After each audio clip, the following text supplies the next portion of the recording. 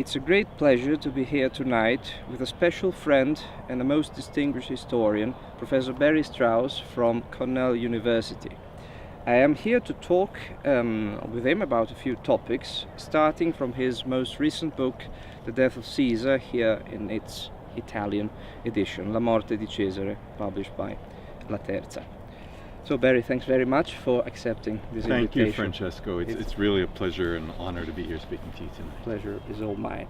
So my first question, and I really have a lot of questions, but the first one is about what Caesar's dead body actually really meant at the time of his assassination. I'm a paleopathologist, so I would like to start from the forensic evidence. So we know that the French historian Michelet once wrote that as Caesar's body lay lifeless on the ground of Pompey's Curia, Caesar himself had never been so powerful. And 2,000 years after Caesar's assassination, Caesar still makes the headlines. So what do you think is actually the secret behind Caesar's genius, and what is it that makes people so obsessed about his figure nowadays? Well, it's a great question, and I hate to disagree with Michelet, but I think Caesar was actually more powerful when he was alive. But he's absolutely right, and you're right to think that Caesar is someone who's utterly fascinating to us so many years after his death, and it speaks greatly about his legacy that would be the case. I think there are at least three things about Caesar that makes him so fascinating. The first is that he was one of the greatest politicians and publicists in history. He just had remarkable communication skills. He knew how to sell himself to the Roman people and really to the world. He's one of the very few people who, in addition to being a great statesman and a great general, was also a great writer. I think that's part of the appeal of Caesar to us. The second thing is his achievements. The fact that he started out as rather a minor member of the Roman nobility and rose to being the most powerful man in the Roman world, and indeed the most powerful man in the Mediterranean, and the most powerful man in the empire of his day, and the fact that he did this as such a rogue. He really made up his own rules as he went along. He broke all the rules and kept getting away with them. And nothing symbolizes this better than the fact that his mistress was Cleopatra, or I should say one of his many mistresses was Cleopatra, that the two of them had a son, they probably had a son, and that it was thought at the time of his death that he and Cleopatra were planning to move the Roman Empire to the east, and this was actually a very plausible thing to think, that he might really have been doing that. And finally, the third thing that's so fascinating about Caesar is, of course, his assassination. And how could anyone who'd risen so high fall so low so fast? How could he not have seen it coming? How could he not have been prepared for it? I think that, and particularly because Shakespeare focused on it, and I think those are the reasons why he continues to fascinate us today. I completely agree with you, and I think that Shakespeare's influence absolutely played a capital role in the establishment of Caesar's everlasting fame.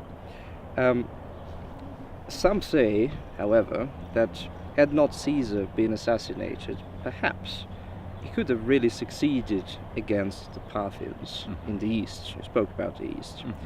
What's your take on that? And do you think that he just wanted perhaps to restore the order in the province of Syria, or was really wanting to destroy a foreign enemy and create an empire potentially larger and bigger and more everlasting than Alexander the Great's?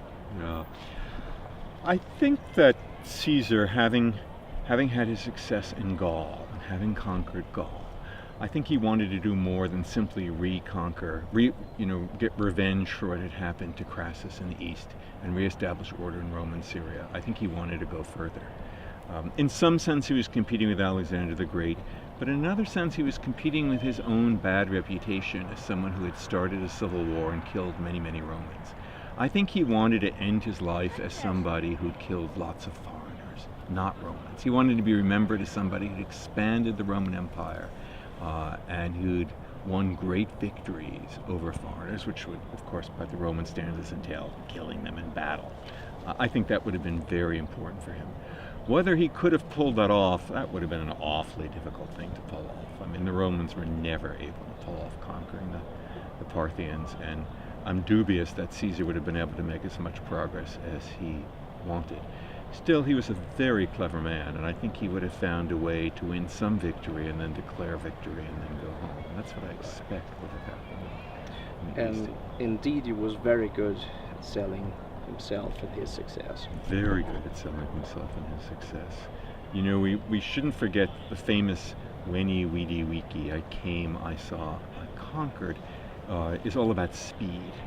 And that's important not just because his stock in trade as a general was speed, but also because he defeated the son of the great Mithridates, who had taken the Romans so long to defeat, and Yes. Pompey had been part of that process.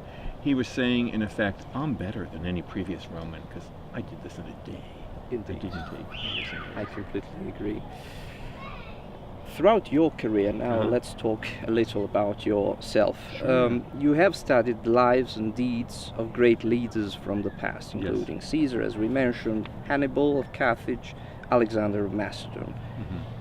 What makes a leader, and how is modern leadership different or similar to and from ancient leadership? In a nutshell, I know it's a very complex sentence to articulate, but What makes a leader is a vision of what makes a leader is a combination of supreme self-confidence and humility.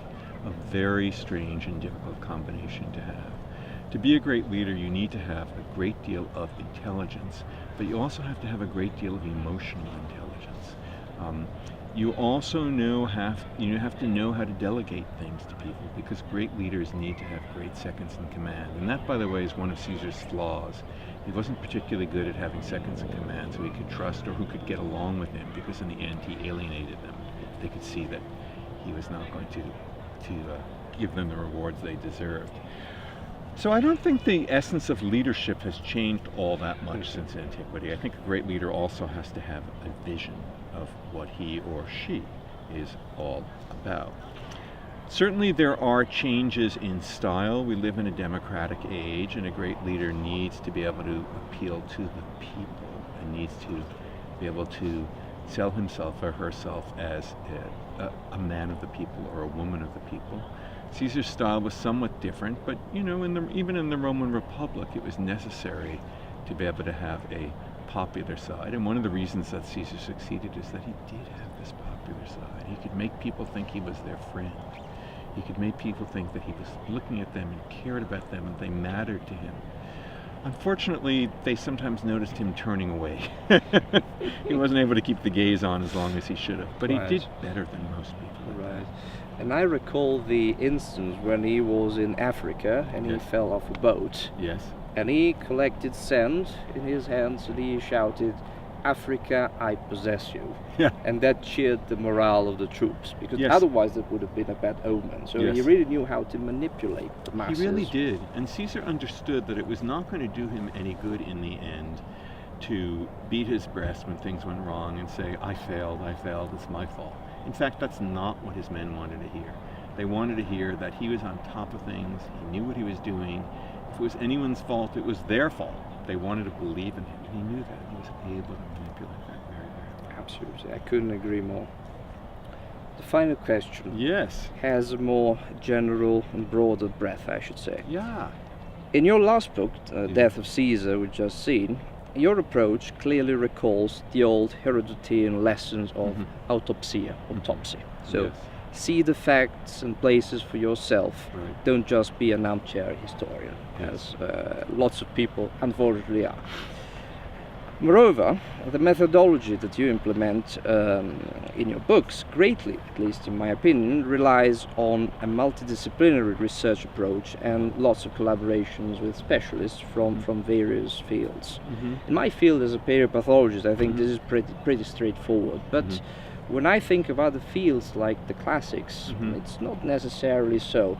So is it just about your method, yourself, or do you see or foresee a radical or a progressive change in this multidisciplinary approach in the classics?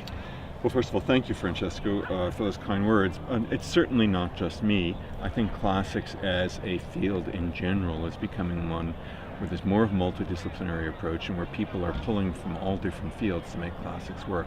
As one of my friends says, classics is the original interdisciplinary field. It's the original area of studies. And yet, by the same token, I think that it's true that classics is a field that has a bit of an identity crisis and a bit of a question of what our future is going to be. So I think that classicists, in addition to being able to pull on multiple disciplinary skills, also have to be able to know what the field is all about and why people in the 21st century should continue to study the Greeks and the Romans. That is really, I think, one of the big challenges that faces us, and as a discipline we have to think very much about how we want to answer that question. It's very inspirational, and I think that when a scholar of your rank really can motivate young learners to go back to the primary sources and learn to discern the facts for themselves by comparing and contrasting. I think that's a lesson that goes far beyond the practice and the study of the classical world, but it applies to the whole of life, I should say. So I want to thank you very much for this opportunity. It's been a great pleasure. Thank you. And I wish pleasure. you all the best for your next endeavors and books. Thanks Thank very you, much. Francesco.